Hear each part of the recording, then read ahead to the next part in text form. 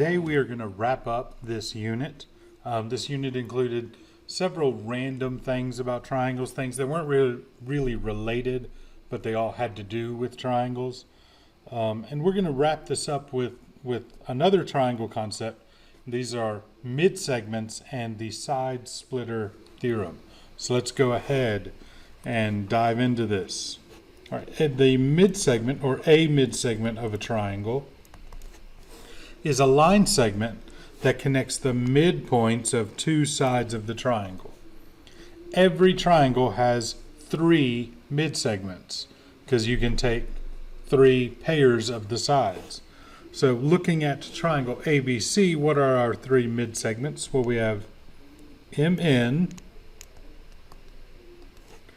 NP, and MP.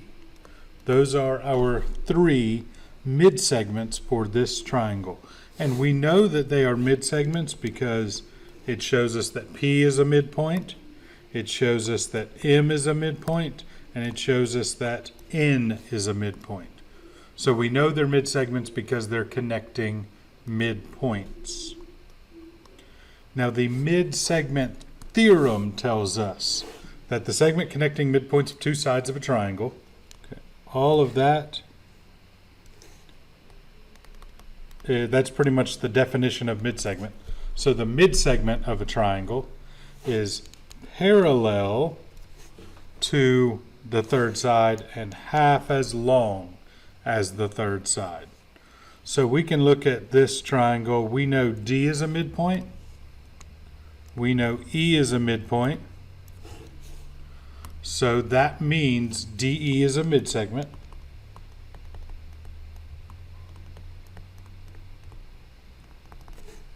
Since we know it's a midsegment, we know it is parallel to that third side, and we know its length is half of that third side.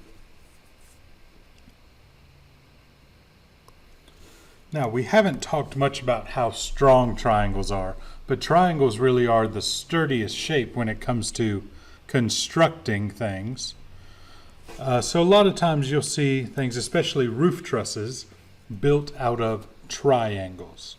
So if we look at this roof truss, we are trying to find the length of UV and the length of RS, and we're given RT and we're given VW.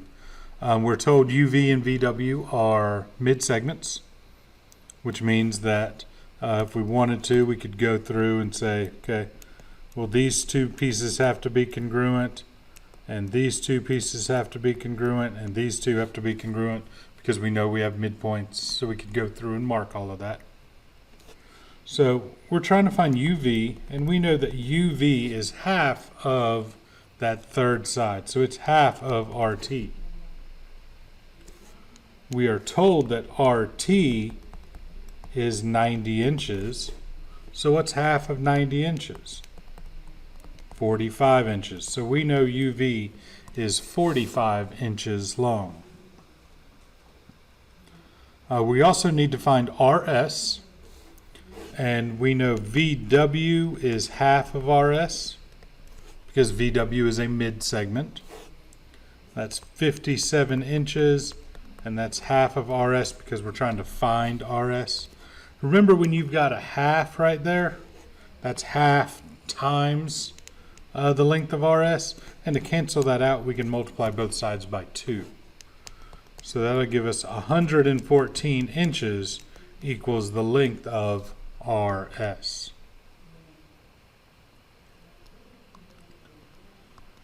Now, for example 2, we've got a kaleidoscope, and I know it's hard for you to see on your paper, so just do your best to follow along.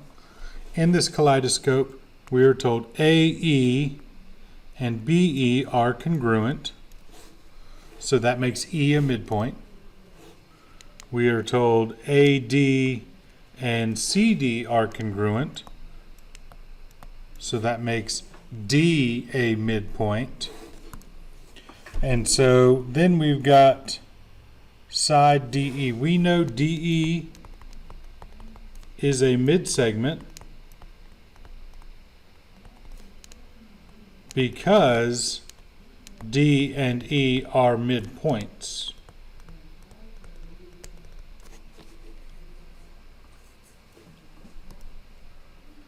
And so DE, because it is a midsegment, has to be parallel to CB.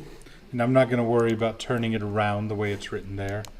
And our reason for that would be because of the midsegment theorem that tells us if it's a midsegment, it's parallel to the third side. So if we wanted to draw that in, we could put our triangle in there. I'll make CB orange just so hopefully it helps you see it a little bit better. And then it is parallel to DE. So midsegments connect midpoints of the sides of a triangle, and it is parallel to the third side. It's also half the length of that third side. Now, midsegments are a special case of something called the triangle proportionality theorem. It's more commonly called the side splitter theorem.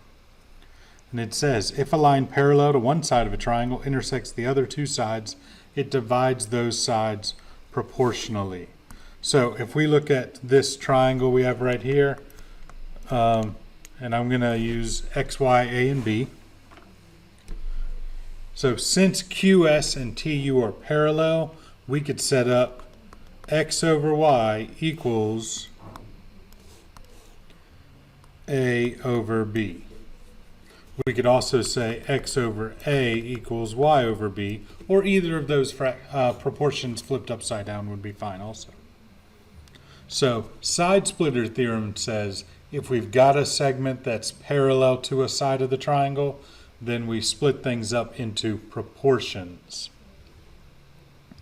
The converse of that is also true. If a line splits the triangle up into proportions, then it is parallel to one side. So in, this is really example 3, sorry about that. In example 3, we're trying to find QR. I'm going to call it X just to make it a little easier, more familiar to work with. We know that these two lines are parallel, so we know that X over 9 equals 4 over 6. That's what the side splitter theorem tells us. Parallel line splits the sides proportionally. Now from there we could cross multiply. So 6x equals 36. Then we'll divide both sides by 6, so x equals 6. So we would write RQ equals 6. So we set up a proportion using side splitter theorem, cross multiplied, and then divided things out. Now there is a corollary to the side splitter theorem. Remember, a corollary is another theorem that's easily solved because of one you already have, or easily proven. And it says that if 3 parallel lines are cut by 2 transversals, then we've got some proportions. So, I'm going to label these X, Y, A, and B. So we know that X over Y equals A over B, or that upside down. We could also say X over A equals Y over B, or that upside down. I'm going to clean that A up so you don't get confused. So it's the same proportions. It's just instead of being a triangle, it's 2 lines that cut 3 parallel lines. And if we wanted to try to think about it this way, side splitter theorem is really the same thing as this, only instead of a third parallel line, that's where our lines meet.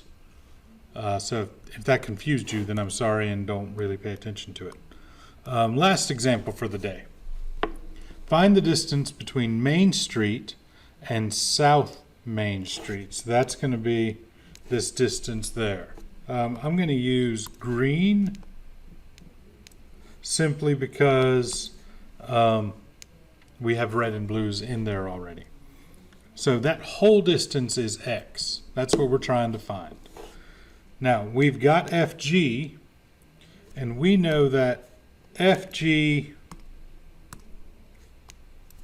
and ED correspond to each other.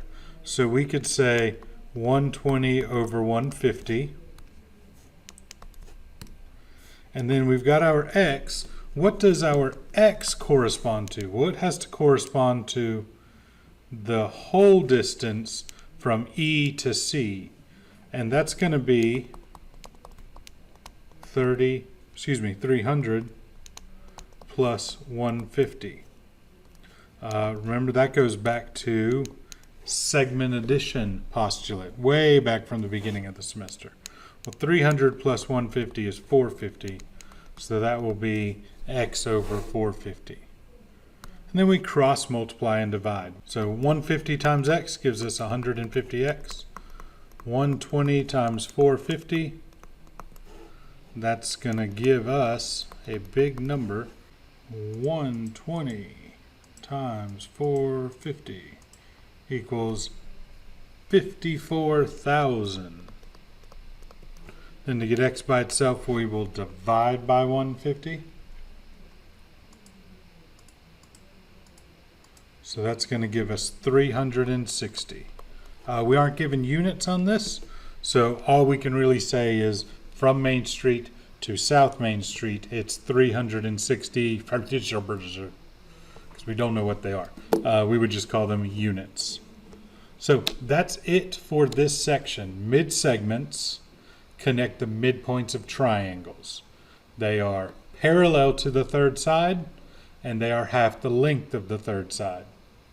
Then the side splitter theorem says if you've got a line parallel to a side of a triangle, it's going to divide up the sides of that triangle proportionally. So make sure you go through and do those practice problems and get ready for your mastery check. Good luck.